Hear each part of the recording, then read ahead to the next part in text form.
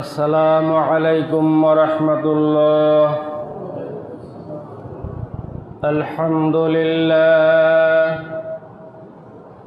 আলহামদুলিল্লাহি কাফা ওয়া সালামুন আলা ইবাদিহিল্লাযীনা ইসতাফা।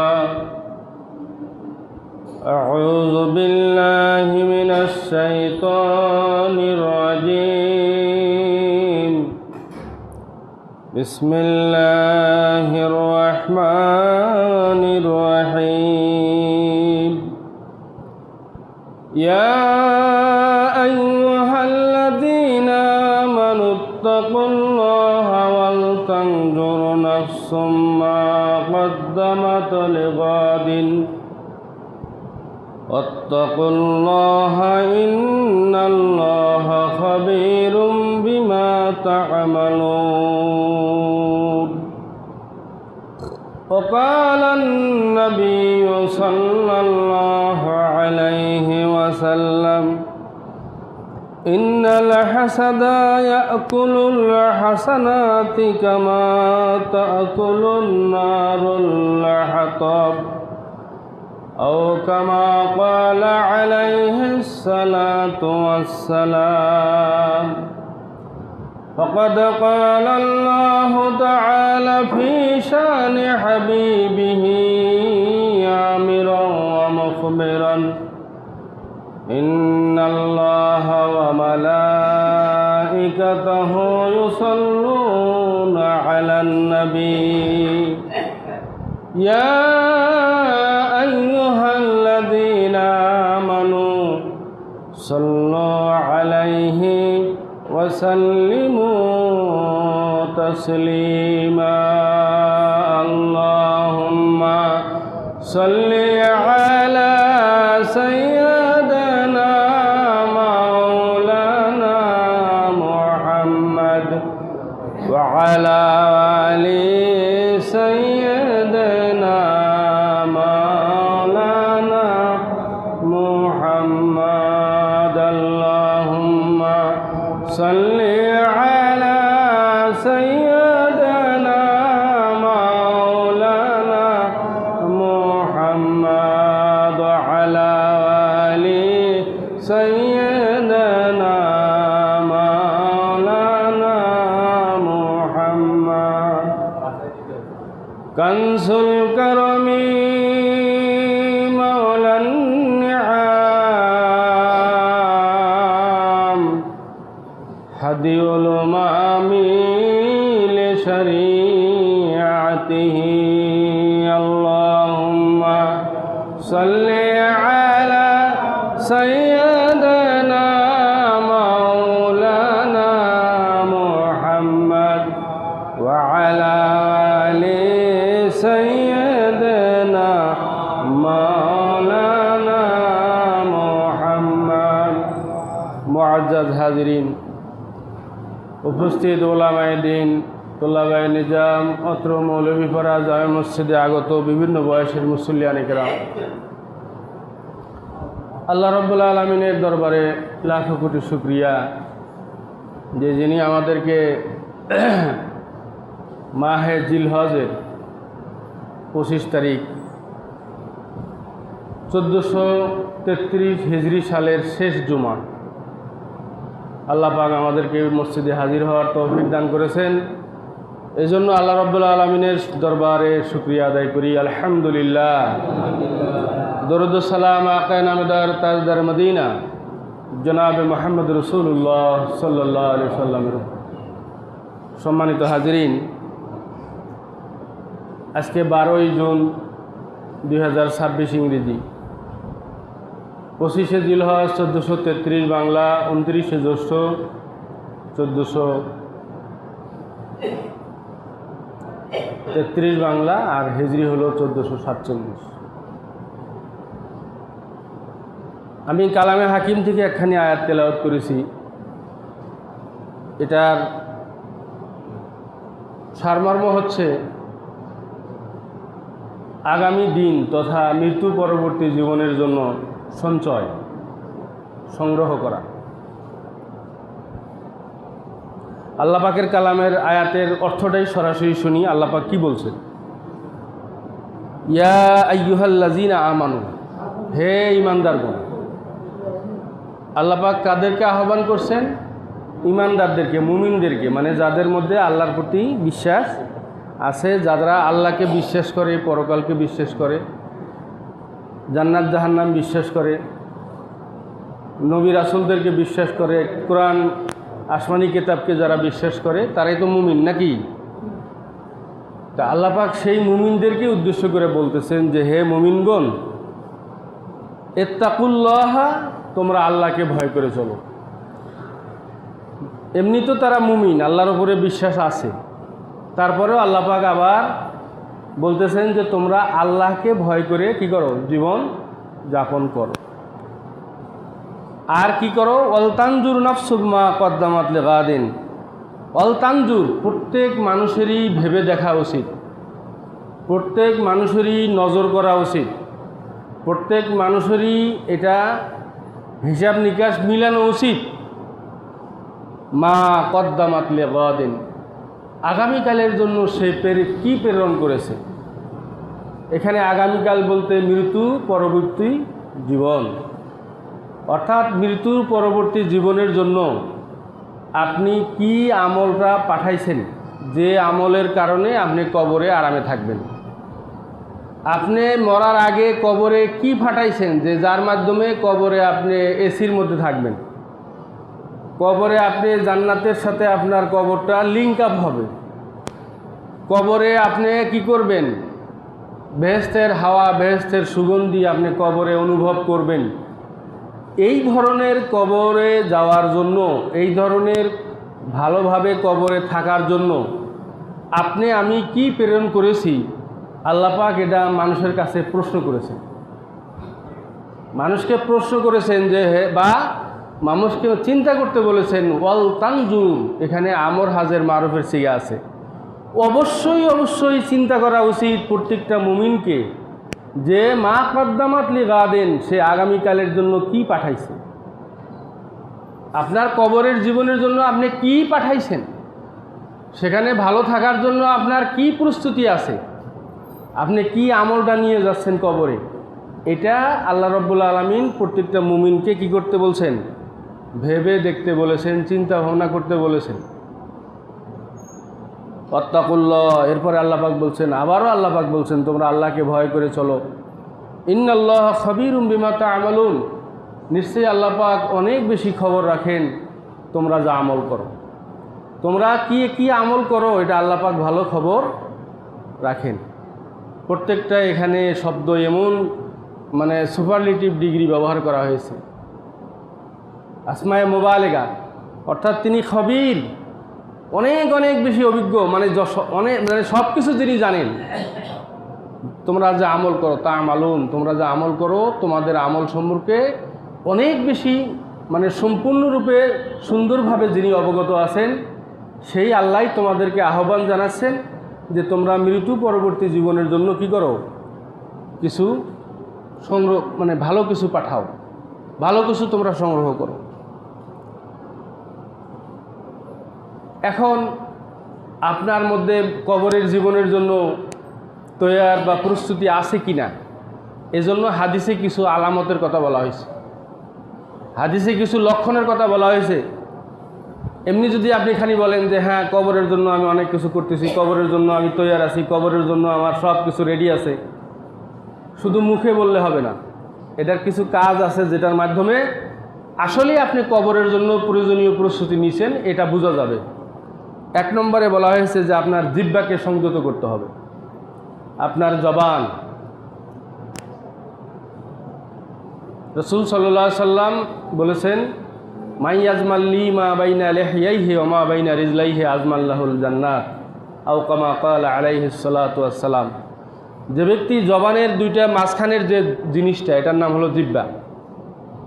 এই জিহ্বাকে যে ব্যক্তি কন্ট্রোল করতে পেরেছে, জিহ্বার দ্বারা কাউকে গালি দেয় নাই, কাউকে কষ্ট দেয় নাই, কোনো খারাপ কথা উচ্চারণ করে নাই, জিহ্বার দ্বারা জিকির করেছে, কোরআন তেলাওয়াত করেছে, আল্লাহর নাম তসবিহ তাহলিল করেছে। আল্লাহর নবী বলছেন যে এই জিহ্বা যার আছে, আমি তার জান্নাতের জন্য গ্রান্টার হইলাম। সুবহানাল্লাহ। তাহলে আপনার মধ্যে কবরের প্রস্তুতি আছে কি না আপনার জবান দেখলেই বোঝা যাবে। যার মধ্যে কবরের ভয় আছে তার জবান দিয়ে গালি বাড়াবে না। যার মধ্যে কবরের প্রস্তুতি আছে তার জবান দ্বারা মানুষকে কষ্ট দিবে না। তার জবানে শুধু জিকির, তার জবানে শুধু ভালো কথা, তার জবানে শুধু কোরআন তেলাওয়াত, তার জবানের মধ্যে মানুষের জন্য নসিহত, এই সমস্ত কিছু তার জবান দিয়ে বের হবে। আমরা কি আমাদের জবানটার সাথে একটু মিলিয়ে নিতে পারি?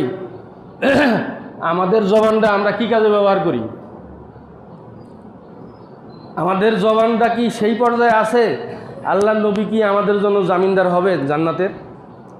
আপনাকে বিচার দেওয়া হলো, আপনি বিচার করেন। বিচারটা আপনার কাছে দেওয়া হলো যে আপনার যে জবান, এই জবান দিয়ে কি আল্লাহর নবী আপনারে জান্নাতের জন্য করবে, সুপারিশ করবে?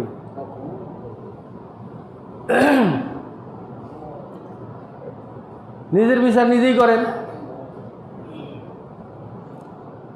এরপরে আল্লাহর নবী সাল্লাল্লাহু আলাইহি ওয়াসাল্লাম বলছেন যে এরপরে অন্তর, এই অন্তরটাকে পবিত্র রাখতে হবে, হিংসা রাখা যাবে না, জিলাসি অবলম্বন করা যাবে না। ইন্নাল হাসাদ, আল্লাহর নবী বলছেন ইন্নাল হাসাদা ইয়াকুলুল হাসানাত। কয় হাসাদ হচ্ছে, হিংসা হচ্ছে এমন খারাপ জিনিস যে আপনার সব নেকিগুলাকে খেয়ে ফেলে, পুড়ে দেয়। কামা তাকুলুন নারুল হাতাব, আগুন যেভাবে কি করে অনেকগুলা খড়িকে কি করে পুড়িয়ে দেয়। আচ্ছা ভাই, ঘুম ধরতেছে নাকি অনেকের? সারাদিন পরিশ্রম করছেন, এখন মসজিদে একটু ঘুমের পরিবেশ হয়েছে নাকি? অবশ্য আল্লাহর রহমতের জায়গা, ঘুম ধরতেই পারে। তো একটু চেতন থাকার চেষ্টা করেন। কেমন অনেকগুলা খড়ি, মনে করেন খড়ি চেনেন তো? চেনেন না? আপনার খড় বা ধানের যে আমরা আটি বলি, অনেকগুলো একখানে করলে এটা পোড়ার জন্য কি অনেকগুলো আগুন লাগে না একটু আগুন লাগে? এই ছোট ভাই বোধহয় বুঝতেছে না, ঘুমের মধ্যে আছে। কি অনেক আগুন লাগে না অল্প আগুন লাগে? অল্প আগুন লাগে। আপনি অনেকগুলো খড়ি পুড়বেন কিন্তু আগুন লাগবে কি? অল্প আগুন হলেই হয়ে যাবে। তা আল্লাহর নবী সাল্লাল্লাহু আলাইহি ওয়াসাল্লাম বলছেন যে তোমার অনেকগুলা নেকি, দেখেন এই যে আমার বড় ভাই আছে এখানে, এখানে ইন্নাল হাসাদা, এখানে হাসাদ বলা হয়েছে 1 বছর, যে মানে হিংসা।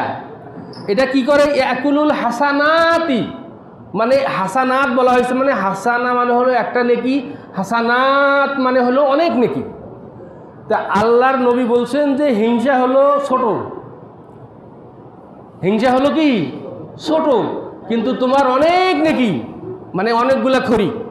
এই অনেকগুলা খড়ি পোড়ার জন্য অল্প একটু হিংসা, অল্প একটু আগুন হলে কি হবে? অনেকগুলা খড়ি পুড়ে দিবে। কি মুরব্বী বুঝছেন?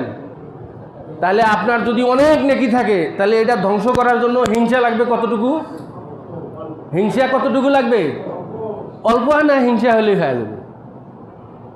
অল্প হানা হিংসা হলেই আপনার জীবনে যত নেকি করছেন, হজ উমরা, একবারে জাকাত ফিতরা, মসজিদ মাদ্রাসা যত যা করছেন, এই অল্প হানা হিংসা আপনার কি করে দিবে? ওগুলা পুড়িয়ে দিবে। কেননা দুনিয়ায় আমরা দেখতেছেন না যে অনেক বড় খড়ির ঢিপি, অনেক বড় জঙ্গল, অনেক বড় বাড়ি পুড়িয়ে দেওয়ার জন্য আগুন লাগে কি? অল্প একটু। আল্লাহ নবী সাল্লাল্লাহু আলাইহি ওয়াসাল্লাম কত সুন্দর করে বুঝাইছেন যে তোমার হাসানাত, তোমার অনেক নেকি আছে, কিন্তু তোমার এটা পুড়িয়ে দেওয়ার জন্য কি করবে? ইন্নাল হাসাদা, এই সামান্য একটু হিংসাই কি করে দিবে? তোমার সব নেকি সব ধ্বংস করে দিবে। এই জন্য হিংসা করা যাবে না। একজনের বেশি সম্পদ হয়েছে হোক, একজনের ছেলের চাকরি হয়েছে হোক, একজনের ছেলে মেয়ে ভালো ঘরে বিয়ে দিছে দেখ, একজনের ধান ভালো হয়েছে হোক, আপনি আল্লাহর কাছে চাবেন যে আল্লাহ আমার প্রয়োজন মতো দিও। রব্বানা আতিনা ফিদ দুনিয়া হাসানাত ওয়া ফিল আখিরাতি হাসানা, হে আল্লাহ দুনিয়া আমারে কল্যাণ দিও, আখিরাতেও আমারে কল্যাণ দিও। আচ্ছা ভাই, আসলে সময় তো আসলে আমাদের খুব কভার করে না। এই যে কল্যাণ জিনিসটা কি বলেন? আপনি হয়তো মনে করতেছেন আমি সারাদিন বাদে কামাই করি 500 টাকা, আমার এটা খুব কম।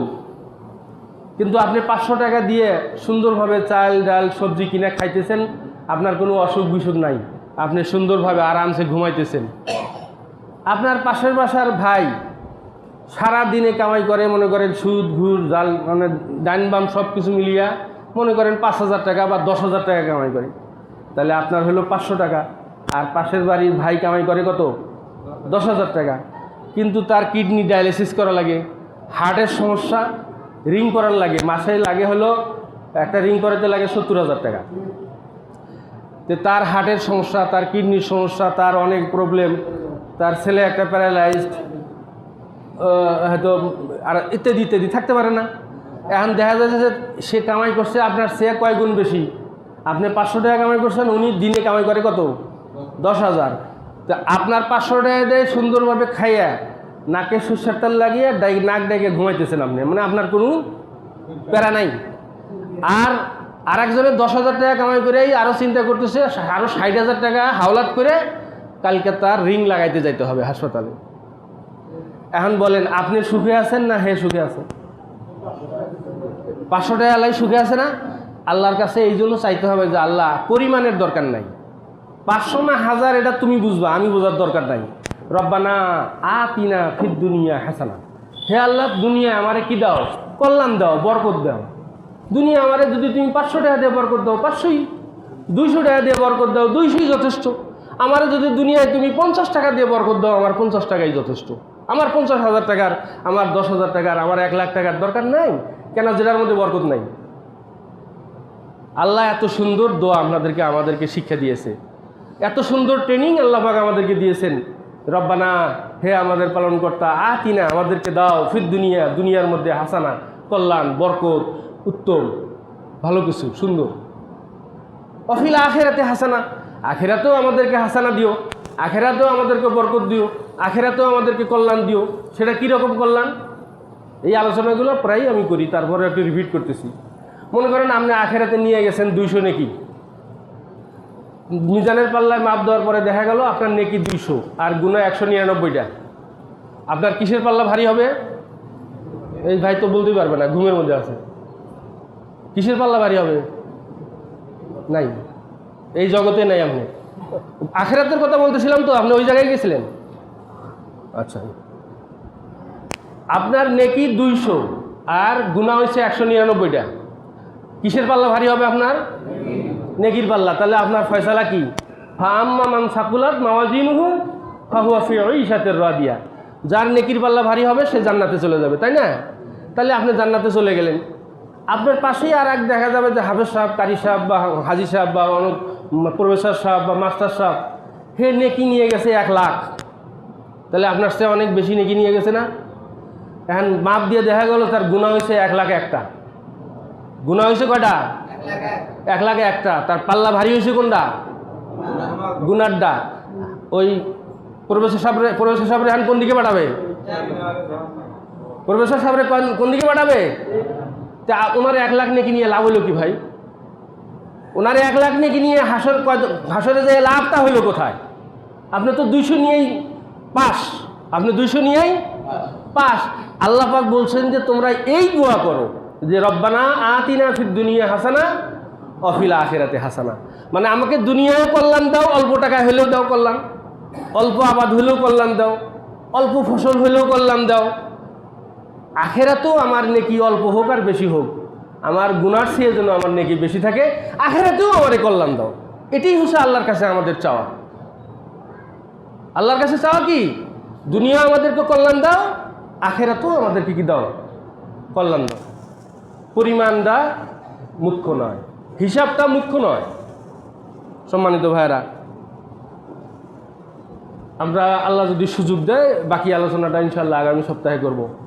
আজকে তাহলে আমরা মোটামুটিভাবে কয়টা বিষয় নিয়ে একটু আলোচনা শুনলাম?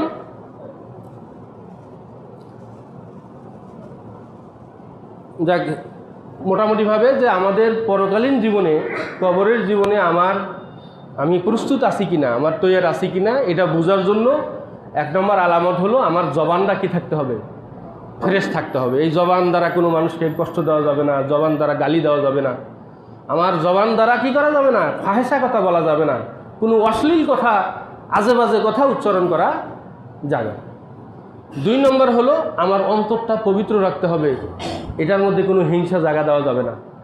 যদি অন্তরে আমার হিংসা আসে তাহলে আমার দুনিয়ার যত নেকি আমি কামাই করছি সব নেকি হয়ে যাবে, শেষ হয়ে যাবে। আমার একজন উস্তাজ, এখন মরহুম, আল্লাহ তাকে জান্নাতবাসী করুক, আমার মুহাদ্দিস সাহেব বুঝাইছিলেন এই কথাটা এইভাবে,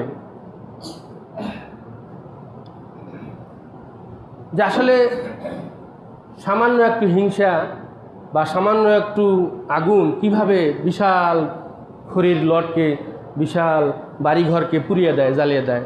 এটার আর একটা বাস্তব উদাহরণ হলো, মনে করেন আপনার গ্রামের একটা ছেলে, নাদুস সুদুস চেহারা, সুন্দর ওজন, তার মনে করেন যে 80-90 কেজি ওজন, 5 ফুট 6 ইঞ্চি লম্বা, দেখতে সুন্দর, সব কিছু ঠিকঠাক, ঠিকমতো সকালে ডিম, রাতে গোস্ত, দুপুরে মাছ, সব খাইতে পারে, হজম করতে পারে, দৌড়াইতে পারে, সব কাজই করতে পারে।